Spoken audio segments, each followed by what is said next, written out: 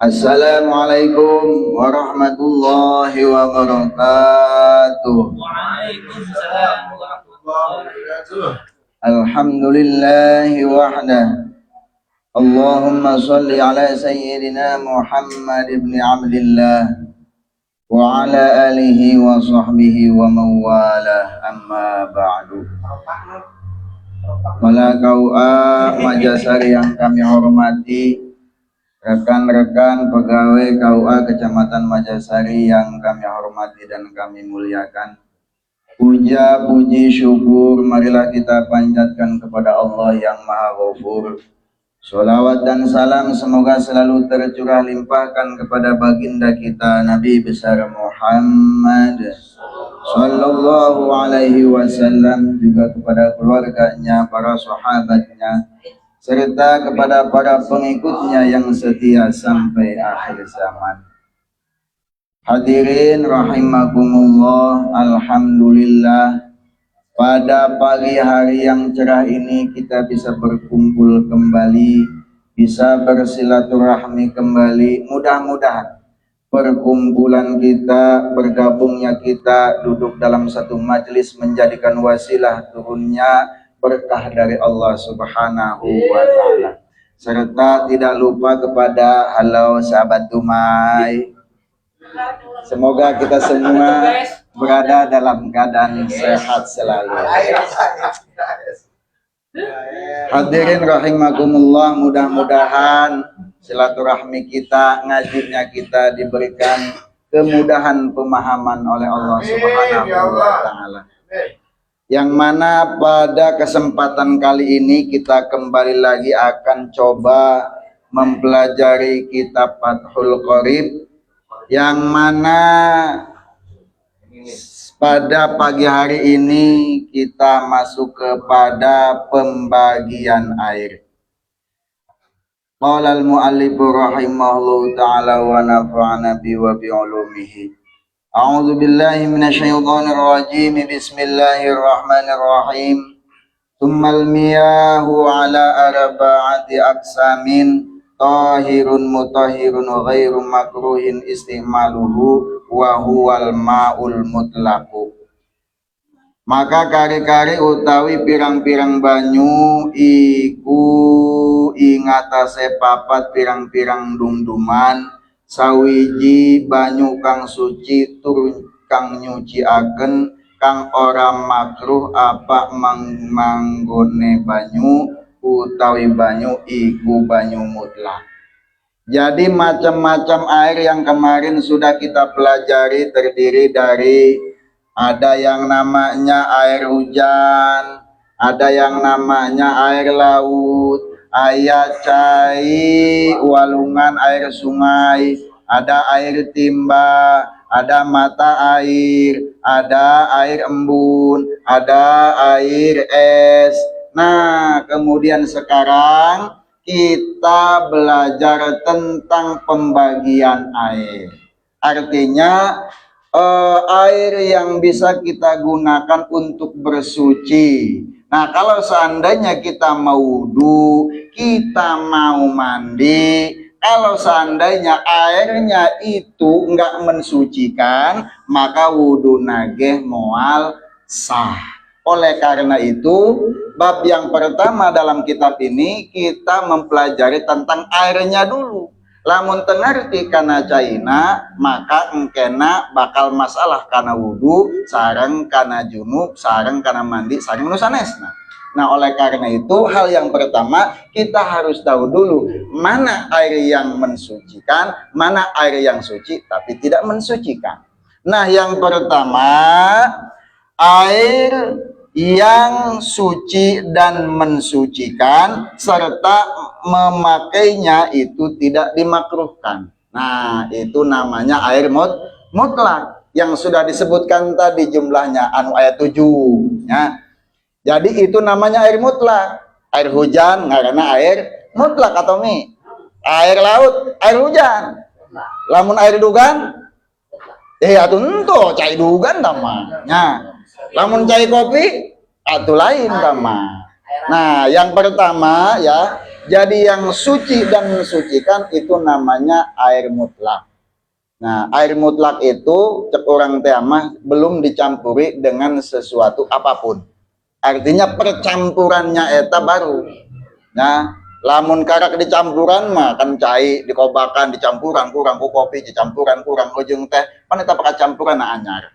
Nah, jadi yang pertama airnya suci kemudian bisa mensucikan serta memakainya itu kita tidak kena hukum makruh, maka wudhu kita kalau menggunakan air tersebut itu hukumnya menjadi sah. Nah, selanjutnya yang kedua, wa tahirun mutahirun makruhun istimaluhu wa huwal ma'ul musyammasu. Yang kedua, air utawi mana ya tapoh bagaimana itu mau mutlaku utawi kang kapindo iku banyu kang suci tur kang nyuci akan kang makruh apa manggone banyu utawi banyu iku banyu musammas. Yang kedua airnya suci. Nah, yang kedua itu airnya suci dan juga bisa mensucikan. Kita pakai punya air nih, airnya suci, kemudian kita pakai air tersebut. Nah, itu bisa mensucikan kita. Kita wudhu pakai itu boleh, karena airnya suci juga bisa mensucikan. Kita mandi junub kita boleh, nah, karena airnya suci juga mensucikan kita. Cuman masalahnya makruhun istimaluhu, memakai air tersebut itu hukumnya makruh. Air apakah gerangan itu? Wahwal maul musyammas. Air yang dipanaskan, air yang terkena sinar matahari. Makruh itu bahasa orangnya mah makruhun kang den pesengit kang den hewa engke munculna bakal aya sebuah yang nurada dipikah hewa. Nah, nutiti peka seneng artinya akan membuat tidak senang. Contoh nih, kalau seandainya kita wudhu pakai air panas, artinya panasnya kena sinar matahari, ya. Kalau seandainya kita panah muka malah wudhu, mungkin orang bakal kena penyakit. Nah, air yang dipanaskan tuh, makanya makruh. Itu hukumnya. Jadi hukum di alam Islam itu ya ditetapkan untuk kebaikan manusia. Sehingga cara penggunaan air saja, kalau seandainya air tersebut nih nggak baik buat kita, maka berarti ya lebih baik kita jauhi itu. Karena buat kita nih, buat wajah kita, buat badan kita itu nanti nggak baik. Selamanya masa ada air yang bagus. Nah, mungkin nanti glowing, benar tak? Nah, lamun orang pakai cai nu panas, contoh, mukus kepanasan ya kalau di kita sih nggak terlalu panas. Ini contohnya yang di Mekah gitu ya, air kan di tengah gitu kan, panas, kemudian di tempatnya itu di tempat-tempat contoh yang dari besinya, contohnya yang di kaleng, tina panci, kan kepanasan yuk, dipegang kan airnya panas, terus kita pakai wudhu. Nah, kalau kita pakai air tersebut, itu nanti muka kita akan kena penyakit kuning, yang terantaranya urap, terus lagi udis. Iya. Nah, diantaranya. Nah, bisa ngolotok tuh tadi tuh habis ganti kulit. Nah. Jadi yang kedua ya, airnya suci, bisa mensucikan, cuma menggunakannya hukumnya makruh. Kalau seandainya ada yang boleh, ada yang airnya suci, mensucikan dan juga baik untuk kita, hukumnya lagi nggak makruh, ya udah kita yang biasa aja. Ya. Kemudian yang ketiga, wa tahirun ghairu mutahirin li ghairihi wa huwal ma'ul musta'malu. Yang ketiga, utawi kang kaping telu iku banyu kang suci kang ora nyuci akan kadue liyane banyu, utawi banyu iku banyu mustakmal. Wal mutaghayyiru bima khalatahu minat tahirati.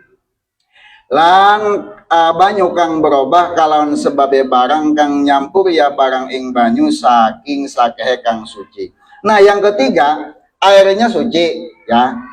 Tetapi ya ghairu mutahirin, nggak bisa mensucikan ya, airnya suci tapi nggak bisa mensucikan. Air apakah itu? Wahwal maul mustakmal, itu namanya air mustakmal. Nah, bekas dipakai Nah, kalau seandainya kita pakai air tersebut ya, itu kalau kita wudhu kitanya nggak sah karena airnya mustakmal. Nanti ke depan ada 20 segala macam ada di depan. Jadi kalau seandainya nih airnya suci, cuman kalau seandainya kita pakai berwudhu itu nggak bisa mensucikan. Nah, gimana kalau seandainya air mustakmal itu pakai nyuci baju, boleh nggak? Boleh. Kalau seandainya buat cuci kaki, boleh nggak? Boleh. Boleh-boleh saja. Tapi kalau seandainya buat berwudu, buat adus, buat junub, mandi besar, itu tidak boleh karena air tersebut ya sudah tidak bisa mensucikan lagi karena caina mustakmal eta bekas dipakai. Kemudian wal mutaghayyiru bima khalatahu minat thahirati, dan juga airnya sudah berubah karena tercampurnya dari sesuatu yang bersih. Contoh, airnya mah bersih, kemudian tercampur, kacampuran cai kopi, kacampuran non ngaranna cai teh, atau kacampuran air mawar, kacampuran parfum kuteh Kiki, ku ibu Kiki, kacampuran segala macam lipen nya urut ngalaudu untuk kelipen didinya nya airnya kurang 2 kula atau udah kecampur itu, jadi nggak sah lagi buat berwudu. Ya, jadi kalau seandainya contoh kita wudhu nih di kamar mandi ya, jadi lebih baik ya bagusnya itu jangan dikobok, apa dikobok ya? Jangan dicolongkan. Nah, jadi benar itu di kita namanya ayah embernya di bolongan. Jadi kemudian kita masukkan air ke ember, kita ngaluduna di ember. Cuman itu harus hati-hati. Kenapa hati-hatinya? Kita harus agak jauh nih. Takut nanti air yang di ember itu mustakmal. Ya, contoh mustakmal begini. Kita pas waktu ngambil air dari ember, kemudian kita wudhu. Yang pertama, kalau mencuci tangan itu kan hukumnya sunnah. Ya. Kemudian air bekas cuci tangan itu kurang kata kacepretan, kena air yang ada di ember. Itu kena mustakmal nggak air yang di ember? Mustakmal nggak? Kenapa itu? Nah, karena yang dicucinya sunnah. Ini yang jarang orang ketahui ya. Mustakmal cenah bekas cucian kecepretan, padahal mah lain kecepretan yang bekas cucian yang wajib. Karena cuci tangan itu hukumnya sunnah. Ini bahasannya ada di kitab Nihayatul Zain, Kasyifah, dan lain sebagainya. Nah, kalau saya ini kitab ini kan yang namanya juga kita masih belajar yang dikit-dikit aja dulu. Nah, jadi kalau saya ini kita berwudu nih ya di ember, terus kita niat nawaitul wudu tadi udah cuci tangan, kemudian udah kumur-kumur, udah masukin air ke sini. Pas waktu kita wudu nih, nawaitul wudu li rabbil adasil asghori fardulitala di sini. Nah, pas cucian yang pertama air ini nggak sengaja nih jatuh, nyepret ya, bekas wudhu kita yang pertama pas nawaitul wudu, pas diginiin masuk ke ember. Masuk ke apa sih namanya? Bukan kobak, itu yang pakai kita wudhu apa namanya? Kayu. Ember kecil, ember bekas cat. Nah, kalau seandainya jatuh cepretannya ke ember yang bekas cat tuh pas waktu kita wudhu, air yang di ember tersebut ketika kita begini masih bisa mensucikan nggak? Kenapa? Nggak bisa. Kenapa? Airnya sudah mustakmal. Kenapa mustakmal? Karena terkena air bekas cucian yang wajib yang pertama. Karena mencuci muka hukumnya wajib. Nah, oleh karena itu ya, yang bab pertama ini kita belajar tentang air. Kenapa? Karena di awalnya kita sah, maka sholatnya pun akan sah. Tapi kalau dari wudhunya saja sudah salah, airnya saja sudah salah, nggak paham, maka sholatnya pun ya tidak sah. Kenapa tidak sah? Yang wong wudhunya tidak sah. Kalau orang yang nggak tahu sama sekali mengenai bab ini gitu, gimana itu? Nah, kalau seandainya kurang paham ya, maka yang lalu mun bisa mah kurang ngarana non diadah gitunya, diulangi. Kalau yakin. Kalau sana kita nggak yakin kan tuin nyapretin tuh. Nah itu mah gitu ya kita untuk ikhtiar ya, karena baheula orang teu apal, serasa yakin zon gitu ya, maka urang lamun sholat tohorna teh ya, contohnya ngalauduna tos hati-hati sholat tohorna jadi urang 2 kali atau 3 kali. Itu ikhtiar. Yang artinya ketika qobliyah urangnya niata fardu dohor. Laju pas waktu sholat tohorna urang ada nya. Dan pertama urang kodoan qobliyah. Nu kadua urang adaan pas sholat ba'diyahna urang kodoan deui. Nah, jadi eta ngaranna ikhtiyat lah karena lamun iadah gitu lain kodo. Ai kodo mah pan udah beres dan urang ninggalkeun sengaja eta ngaranna kodo. Tapi sholatnya mah udah ya. Kemudian kita serasa di sana tuh ada yang kurang pas. Nah, kurang kembalikan deui. Contohnya dari penggunaan air tersebut. Kadang-kadang urang nganggap nakan udah oke. Padahal cahina eta henteu sah. Karena orang pas waktu nawaitu doa nyepret cahina karena ember. Nah, maka wudunya tidak sah. Wudunya tidak sah, maka sholatnya tidak sah. Megang Qurannya pun jadi dosa. Nah, begitu jadi ya. Nah, diantara yang mencampuri air itu ya, itu diantaranya seperti tadi tuh air mawar, kemudian lipstik ya, kemudian bekas oh iya nanti ada di depan itu ya. Oke. Terus apa lagi ya? Pokoknya mencampuri. Makanya kalau kita nanti berwudu di yang airnya kurang 2 kulah itu harus hati-hati. Nah, wa ma'un najisun wa huwa alladzi halat bihi najasatu. Nah, ini ada yang keempat. Yang keempat, utawi kang kaping papat iku banyu najis. Utawi banyu najis iku banyu kang menggon ing atas ing dalam banyu apa najis. Nah, yang keempat ini air najis. Air najis ini yang nggak boleh. Artinya airnya juga nggak suci. Tentu saja dia tidak bisa mensucikan yang lain. Airnya udah najis. Contoh nih, ada air di ember. Ada ayam di situ, celek aja. Dia di situ. Nah, airnya jadi air muta najis. Karena tercampuri kotoran ayam. Kalau seandainya kita lihat jelas ya, kemudian airnya sedikit ya, sama saja contohnya. Nah, kalau seandainya kalau kita nggak tahu ada nanti di depan. Nah, airnya berubah. Tai cak-cak makan sakit baunya. Kalau mau nyampuri, kamu lamun beus kene. Celak gitu pas ukang jamban. Nah, kalau airnya sedikit. Ya, bukan lagi yang urusannya airnya lebih dari 2 kula. Nah, jadi kalau seandainya airnya sudah tercampuri najis, ya, jadi jangan pakai berwudu lagi, karena airnya sudah najis. Dianya nggak suci, juga nggak bisa mensucikan ke yang lain. Berarti kalau kita wudu nih pakai air tersebut, atau nggak sah lah otomatis, airnya aja udah najis, ya, udah tercampuri bangkai, di situ ada bangkai berit, kemudian ada bangkai ayam, airnya dikit. Laju non ngarana cair dina ember, kemudian ada ayam ke situ nggak pakai sendal, kucing nggak pakai sendal, airnya diinjak, ya kotor kan. Nah, apanya?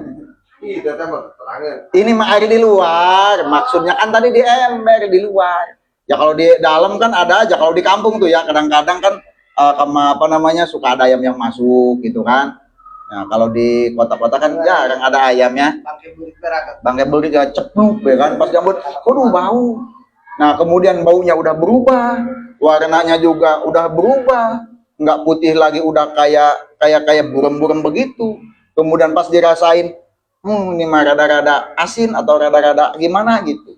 Nah, maka air tersebut ya itu sudah menjadi najis dan tidak bisa lagi dipakai bersuci. Nah, huwa dunal kullataini, yang mana air tersebut ya itu kurang dari 2 kula.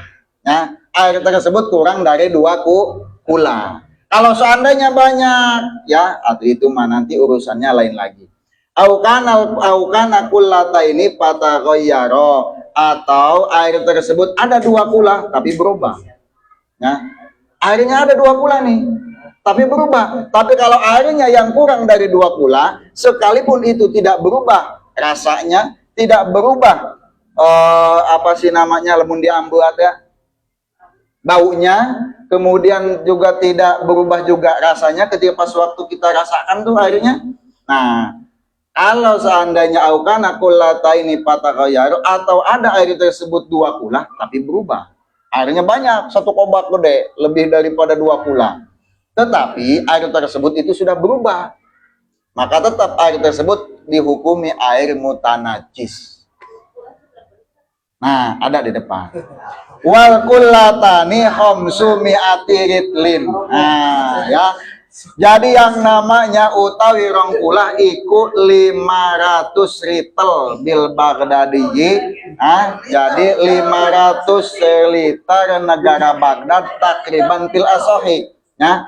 Menurut kaul asoh itu 500 liter bangsa Baghdad. Kalau di kita ya, itu ada ulama yang mengatakan 200 liter, ada yang mengatakan 216 liter, ada yang mengatakan 270 liter. Tetapi yang paling banyak itu ulama sepakat 216 liter. Kalau seandainya kita kali kubus kama bak mandi, itu sekitar 60 cm kali 60 cm. Udah mau meteran heula tah. Menurut ya Pak Ustaz. Ya kalau menurut saya karena panjangnya itu panjang, ada sekitar 1 meter, panjang 1 meter, kemudian lebarnya itu ada mungkin sekitar 55 ya, kemudian tingginya 55, lebar setengah meter, karena panjangnya kan.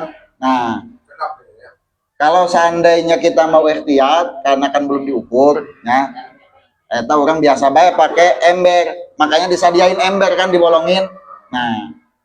Nah jadi yang namanya 2 kula itu ya 216 liter. Pakai apa? Kita pakai zon, pakai sangkaan kita nih.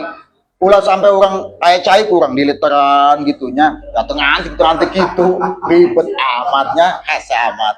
Tapi, diperkirakan, tapi perkiraannya itu adalah perkiraan yang masuknya ke zon, bukan perkiraan yang cenah kira-kira, kemudian kira-kiranya rada ragu.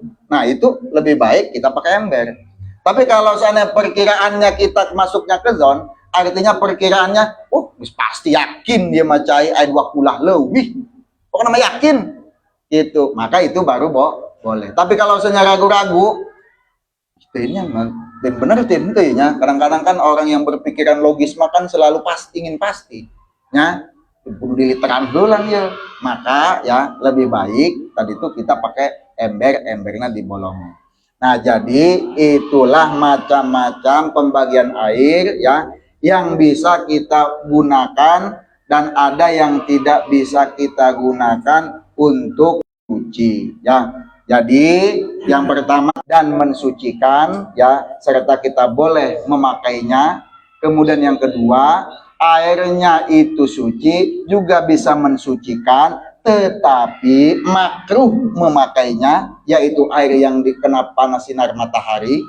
Kemudian yang ketiga, airnya suci, kemudian tidak bisa mensucikan karena airnya sudah mustakmal atau airnya sudah berubah. Yang keempat, itu adalah air mutanajis ya. Air mutanajis, air yang kena najis.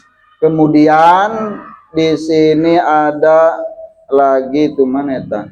Waridul babwara dari kalau udah dimain balik. Wa tarakal musannifu qisman khamisan wa huwal ma'ul mutahhirul haramu kal wudu'i bima'in maksubin aw musabbalin disyurbi. Nah, kemudian di kitab ini ya, musannif tidak menuliskan bagian yang kelima, yaitu airnya suci ya, juga mensucikan, tetapi haram memakainya untuk berwudu, seperti airnya menang ngagosop, make cai batur tapi teu bebeja. Eta hukumna haram. Lain sendal bae berarti. Lain sendal bae. Nah, ya, cuman di sini pembahasannya tidak, cuman sampai situ ya. Cuman sebagai pengetahuan bahwa ketika kita wudhu nih, kita ketuk ke rumah orang, ya, kemudian kita mau sholat. Pas waktu kita mau masuk rumah orang, ya, kita di situ lihat keran, kita wudhu aja di situ. Kebebeja kan ubogana. Izin itu airnya menang ngagosok, kecuali kalau seandainya memang sudah umum. Contoh nih, masjid, musola, rumah yang menyediakan atau tukang antik tama karena sudah umum tama lumrah Kurang udah kalau udah ke masjid orang teh sesaha. KM. Umum kena sampaikan, halo Pak Marbot saya izin minta. Enggak usah. Ini mah kalau seandainya contoh kita lagi kemana gitu ya, main ke Jakarta, ke Tangerang, kadang-kadang kan ada air di situ gitunya, di keran, buku buat cuci air, dia cuci mobil biasanya, kita wudhu aja di situ, ya. Pas gitu yang punyanya ternyata nggak ikhlas, nggak suka, nah itu kita haram memakai, nggak boleh, ya. Ya. Karena kapal Ustadz itu nggak ada siapa-siapa, boleh ya. Nah itu mah kan udah umum tadi tuh, ada umum, ada khusus. Soal di bawaan banget cengkeng ya. Nah itu yang jadi masalah lagi nih, ya. Ada lagi yang kadang-kadang begini ya, ada air di masjid, ada air di musola, ya. Yang harusnya itu digunakan untuk di masjid dan musola. Nah kemudian tadi tuh dibawaan ke rumah, itu hukumnya gimana? Nggak boleh. Maling berarti Nggak ada ya. air, nggak Hah? ada air. Kalau posisinya nggak ada air, harus izin hasil musyawarah. Karena itunya kalau apalagi kalau hukumnya udah wakaf bahwa air yang punyanya itu diwakafkan untuk masjid, untuk musola. Pakai silahkan sekenyangnya di situ, untuk diinum dan rumah sampai. Tapi jangan dibawa ke rumah. Banyak yang begitu. Berarti mencuri itu ya. Iya, mencuri hak masjid itu kan yang buat di situ. Kalau mau mandi ya di situ. Itu nggak boleh. Cas HP di masjid. Nah itu diantaranya banyak sekali masalah-masalah ya yang kadang-kadang kita anggap sepele, padahal hal tersebut itu nggak boleh, padahal hal tersebut itu haram hukumnya. Ya, jangankan kita berwudu, ya, kukumbah bagi orang kadang kukumbah biasanya kan kalau lagi musim hujan ya, kemudian ada keran di rumah orang gitu kan, rumah orangnya nggak pakai pagar, kita ke situ aja, kukumbah, gitu, tuh bebe aja kan pokoknya kita nggak izin. Nah, kalau orang yang nggak ikhlas, gimana? Nah, pakai air tersebut kita itu hukumnya haram. Atau au musaban li syurbi, atau air yang disiapkan itu untuk minum. Ya, contohnya ada air nih. Air itu padahal dipersiapkan untuk minum karena susah air, ya. Malah kita pakai wudu atau malah kita pakai nyuci baju, malah pakai nyuci sendal, nyuci muka, padahal buat minum aja susah. Ya, jadi diutamakan untuk minum, karena kalau seandainya kita nggak minum, contohnya di padang pasir gitu, airnya susah. Nah kalau seandainya kita nggak minum air, kita akan mati. Lebih baik kita minum daripada mandi. Gitu, lebih baik kita masukkan airnya ke dalam perut daripada nanti meninggal.